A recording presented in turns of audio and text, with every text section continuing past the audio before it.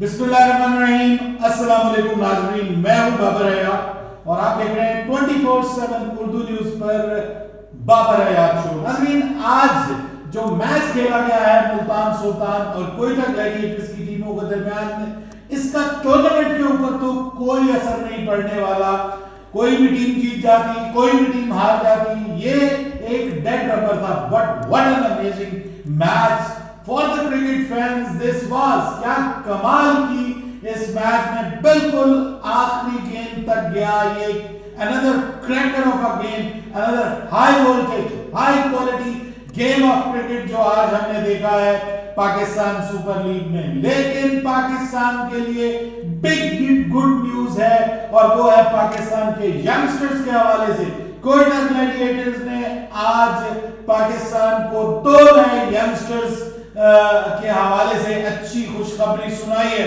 देखिए, Hasan Nawaz already perform कर रहा था, लेकिन आज अगर मैं कहूं कि हमने ख्वाजा नाफे की शक्ल में भी एक जबरदस्त टैलेंट को देखा है और मेरे ख्याल में अंडर यूज्ड टैलेंट है इस पीएसएल में कोयटा ग्लैडिएटर्स की तरफ से, क्योंकि he is an extraordinary batter. कमाल का खूबसूरत बैटिंग करने वाला, अनफॉर्चुनेटली जल्दी आउट हो गया, लेकिन जबरदस्त किस्म की बल्लेबाजी करने वाला वो बल्लेबाज नजर आया और प्रॉपर बैटर है, प्रॉपर बैटर है।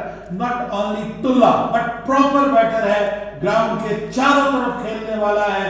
जितनी भी उसकी तारीफ की जाए वो कम है। बहुत शानदार आज उसने इनिंग्स खेली है और दिल खुश कर दिया है। खास तौर पे उसका वो जो नो लुक 6 था, क्या कमाल का उसने मिड ऑन के ऊपर से छक्का मारा और भाई वो एक आउटस्टैंडिंग शॉट था।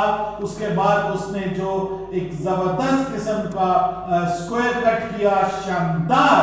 मैं कहता हूं उसकी हर शॉट के अंदर एक क्लास थी, एक जबरदस्त किस्म का पावर एंड क्लास का जबरदस्त कॉम्बिनेशन हमें ख्वाजा नाफे की शक्ल में नजर आया है। इस लड़के को ज्यादा चांसेस मिलने चाहिए, ज्यादा मौके मिलने चाहिए, लेकिन प्रॉब्लम यह है कि उनकी जो ओपनिंग लाइनअप है उसमें इसकी जगह नहीं बनती। बेसिकली एन ओपनर और टॉप ऑर्डर बल्लेबाज है। क्या कमाल किया आज उसने बैटिंग की है, बहुत खुश हुआ उसे मैं देख के। लेकिन दूसरी जानिब आज एक बार फिर हसन नवाज ने हैरान कर दिया।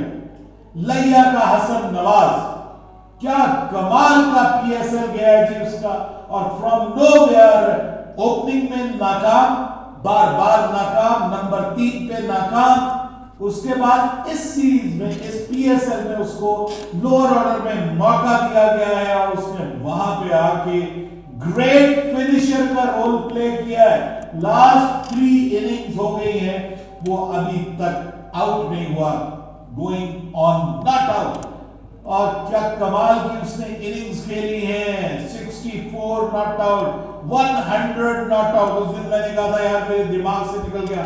45 बॉल 100 उसने स्कोर किया, 64 नॉट आउट स्कोर किया, मैच विनिंग इनिंग्स खेली। आखिरी ओवर में 15 रन बनाए और इस मैच में भी आखिरी ओवर में 11 रन बना के आई थिंक जो 60 ऑड रन्स के साथ वो एक आउटस्टैंडिंग इनिंग खेल के गया है, मैच विनिंग इनिंग्स खेल के गया और अपने आप में तने तनहा वो उसने परफॉर्म किया और बताया कि ही is a special talent. Pakistan के पास इस नंबर पे खेलने वाला, इस तरह का जो कंसिस्टेंट बैटर नहीं था, which is a very big good news for Pakistan कि ये लड़का जो है यहाँ की कंडीशंस में, सब कॉन्टिनेंट की कंडीशंस में जबरदस्त किस्म का एक एसेट बन सकता है पाकिस्तान टीम के फ्यूचर के लिए। और ये पाकिस्तान का एक मस्ट इंक्लूडेड प्लेयर हो गया है in the playing 11 for the next series against Bangladesh. And I think so कि अगर ये फिट रहा, जबकि उसकी एक अलग, एक और भी उसकी जो हमें यूएसपी नजर आई है, यूनिक सेलिंग पॉइंट उसका नजर आया, वो उसकी फिटनेस है, जबरदस्त फिटनेस है। क्या कमाल की माशाल्लाह वो रनिंग बिटवीन द विकेट करता है, रन जबरदस्त लेता है और फील्डर भी काफी अच्छा है। खास तौर पे बाउंड्रीज के ऊपर जबरदस्त किस्म का फील्डिंग करता है, कैचेस भी अच्छे पकड़ता है। बीच में 1-2 बार उससे हुई है मिस्टेक्स, लेकिन because he is young, he is new, he is starting his career, लेकिन overall Hasan Nawaz is the big thing for Pakistan cricket, one of the big things. देखिए आज के इस मैच में हमें एक और लड़के का टैलेंट नजर आया है जिसके ऊपर हमने बहुत ज्यादा बात नहीं की।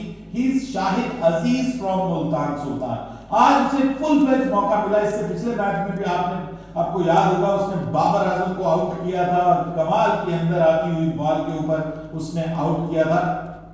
तो बाबर आजम जो है उसको आउट करना उसका ड्रीम था जो उसने पूरा किया, और आज हमें उसकी बल्लेबाजी भी नजर आई आखिर में आके जो उसने इनिंग्स खेली। वरना ऐसा लग रहा था कि शायद जो मुल्तान सुल्तान है वो 150 के राउंड अबाउट रन्स कर पाए, लेकिन मैक्सिमम 160। लेकिन ये जो आखिर में आया है, इसने जो आखिर में आके इनिंग्स खेली है जबरदस्त किस्म की इनिंग्स वो अजमत के साथ मिलके, तो दोनों जो है वो रन्स को 185 तक ले गए, जो कि आखिर में क्वाइट क्लोज हो गया। और ऐसा लग रहा था कि ये थोड़ा सा अगर इधर उधर मामला हो जाता तो ये मैच विनिंग टोटल भी हो सकता था। और a very bad tournament for Multan Sultan. हालांकि उन्होंने हमें एक और यंगस्टर दिया है जिसका नाम है उबैदुल्लाह। क्या कमाल, उबैद शाह माफ कीजिएगा, क्या कमाल की बॉलिंग करता है ये लड़का भी, और हमें उसमें भी एक दमखम नजर आया है। यंगस्टर है लेकिन अभी रिसेंटली वो आपकी जो डोमेस्टिक क्रिकेट है उसमें खेल के आया, पूरा सीजन खेला है उसने, वहां भी परफॉर्म किया है। इसके अलावा आपको पता है अंडर 19 वर्ल्ड कप में वो पाकिस्तान की तरफ से स्टार बॉलर था।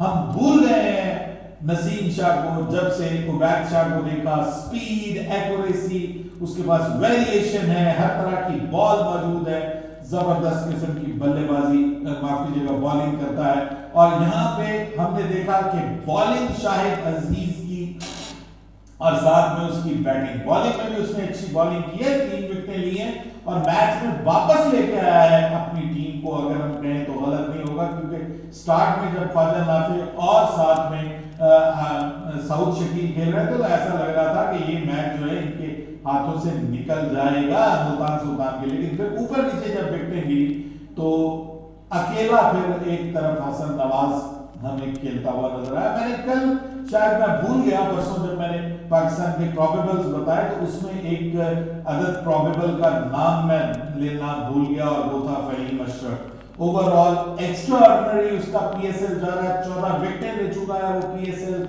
में, और कोयटा ग्लैडिएटर्स की तरफ से one of the best bowling उसकी तरफ से हमें देखने को मिली है। बैटिंग भी अच्छी कर रहा है। आज क्या कमाल का उसने एक यॉर्कर के ऊपर छक्का मारा है बिल्कुल स्ट्रेट, और क्या जबरदस्त किस्म की वो बैटिंग करता है, कुछ एक्स्ट्रा ऑर्डिनरी शॉट्स खेलता है और ऐसा लगता है कि यार ये तो प्रॉपर बैट्समैन है।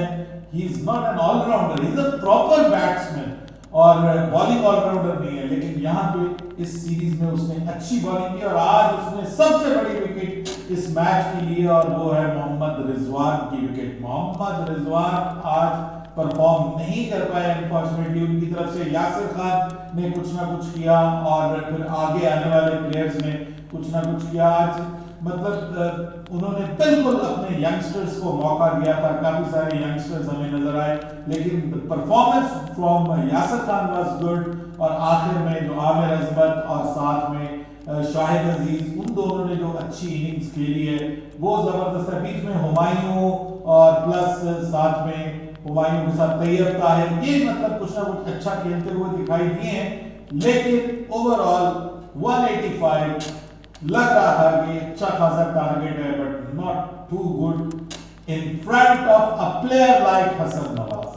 हसन नवाज ने कमाल किया है और कोयटा ग्लैडिएटर्स ने आज उनकी बहुत मेहरबानी की। उन्होंने ख्वाजा नाफे को भी खिलाया और उन्होंने हसन नवाज दोनों को मौका दिया, भरपूर मौका दिया। And what an option for Pakistan in future cricket these youngsters are. ये जो यंगस्टर्स हैं ये अच्छी ऑप्शंस पाकिस्तान को मिल रही हैं फ्यूचर प्रॉस्पेक्ट्स के हवाले से। और रिजवान साहब तो सारा इस पीएसएल में लर्न ही करते रहे, बस एक बार उन्होंने विन की, बाकी उन्होंने लर्न नहीं किया। और थोड़ा बैड लक भी है कि ब्रेसवेल जैसे प्लेयर को, जो आपके अगेंस्ट, सही कहा उसने कि भाई हमें न्यूजीलैंड में हराने वाला ब्रेसवेल है, वो वहां पर परफॉर्म करके आया था, यहां पर नहीं कर सका परफॉर्म। फिर उन्होंने कहा कि भाई शे होप जो है वो IL T20 का टॉप स्कोरर था, यहाँ पे बिल्कुल परफॉर्म नहीं कर पाया। खुद उन्होंने अच्छी परफॉर्मेंस दी लेकिन उनकी टीम के काम नहीं आ सकी, तो इसलिए ये मुल्तान सुल्तान के लिए तो एक it's sort of a nightmare for Multan Sultan. लेकिन कोयटा ग्लैडिएटर्स टॉप कर गए हैं। अब कोयटा ग्लैडिएटर्स जो है वो टॉप कर गए हैं, they are on the top of the table with 15 points. और अब ये समझ लीजिए कि कोयटा ग्लैडिएटर्स अब टॉप पे ही रहेंगे, अब वो नीचे आने वाले नहीं हैं। जी हाँ, Quetta gladiators are on the top with 12 points के साथ जो हैं वो कराची किंग्स हैं। और अगर वो जीत भी जाते हैं तो भी वो सिर्फ 14 पॉइंट्स के साथ दूसरे नंबर पे ही रहेंगे। सेकंड कराची किंग्स बन सकते हैं। इस्लामाबाद यूनाइटेड जो है वो आज मैच उनका नहीं है, आज लाहौर कलंदर्स और पेशावर ज़ल्मी का मैच है। जो जीतेगा वो सिकंदर हो जाएगा। मैंने कल कह दिया कि नेट रन रेट का कोई चक्कर नहीं है, क्योंकि अगर पेशावर ज़ल्मी जीतेगा तो 10 पॉइंट्स के साथ वो पहुंच जाएंगे आगे। अगर लाहौर कलंदर्स जीतेंगे तो 11 पॉइंट्स के साथ लाहौर कलंदर्स आगे पहुंच जाएंगे। और फिर इस्लामाबाद यूनाइटेड के पास आखिरी मौका होगा कि वो कराची किंग्स के खिलाफ जो मैच है उसमें वो इस्लामाबाद यूनाइटेड अगर कराची किंग्स को हराते हैं तो इस्लामाबाद यूनाइटेड जो है वो फिर 12 पॉइंट्स के साथ कराची किंग्स को थोड़ा डिस्टर्ब कर सकते हैं। नेट रन रेट वहां पे आ सकता है और वहां पे फिर इस्लामाबाद यूनाइटेड जो है वो दूसरे नंबर पे जा सकते हैं। तो ये टूर्नामेंट अभी खत्म नहीं हुआ भाई, अभी भी इंटरेस्ट बाकी है। अब टॉप 2 कौन होंगे उसका इंटरेस्ट बाकी है। और अगला आने वाला मैच बाबर आजम वर्सेस शाहीन शाह अफरीदी, कौन बनेगा टॉप 4 का दावेदार? अपनी राय दीजिएगा कमेंट सेक्शन में। बाबर है, आपको इजाजत दीजिएगा। अल्लाह हाफिज।